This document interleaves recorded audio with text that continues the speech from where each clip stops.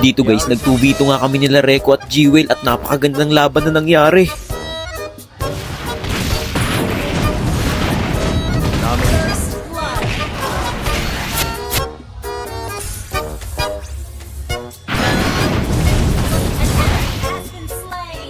Uy, sana all!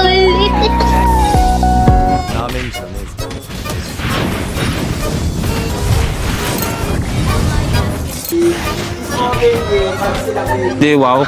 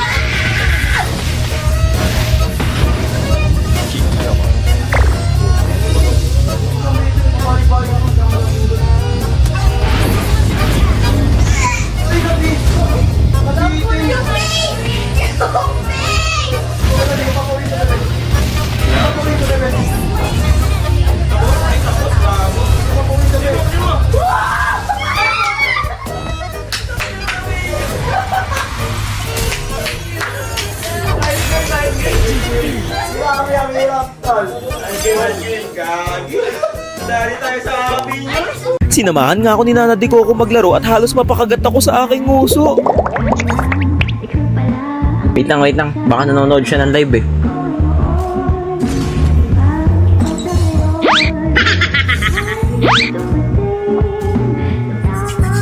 Bubuhatin mo ba ako?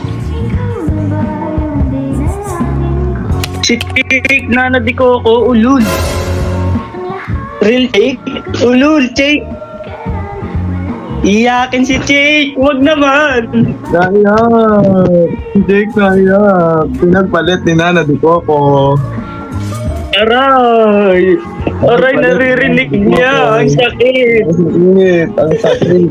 Pinagpalit. Aray, naririnig Pinagpalit niya. sa Mia Min. Pinagpalit sa Mia Min. Aray. Oh. Pinagpalit sa Mia Min si Chick. Kawawa naman yung tao. Kawawang tao naman si Cake. Pinagpalit, aray. Ang sakit. Isipin mo, Cake, naglalaro siya habang katabi niya si Wanafly. Aray! Ay. Aray! Cake! Sakit. Ang sakit nun eh. Alam ko yun eh. Sakit lang talaga. Kung ako yan, maghahalimaw ako sa gold lane niya. Hindi pre, kung ako yan, sasagupain ko yung bagyong uwan. Ay, oo nga, no. Mag-ala Sierra Madre ka, no. Oo pre, sakit yun eh. Pagpalit ka, tapos kinakalaro ka pa din. Ano ka? Option? Aroy! Pang no choice kasi tulog si Wanafly. Aroy! Option lang. Wala po. Ay, tugon, pre, napakagod. Hindi na sana ako pumasok. Palago. Nice one, Chick. Hindi, makakapit yata si Chick.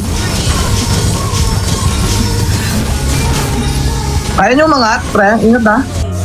Pre, ubos pre.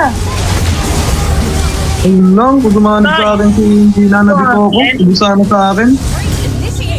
Okay lang. Ubos naman si Chick. Grabe naman si Chick doon. Nasasaktan siya pero lumalaban siya. Nasasaktan pero lumalaban. Nasasaktan pero lumalaban. Nasasaktan pero Paya.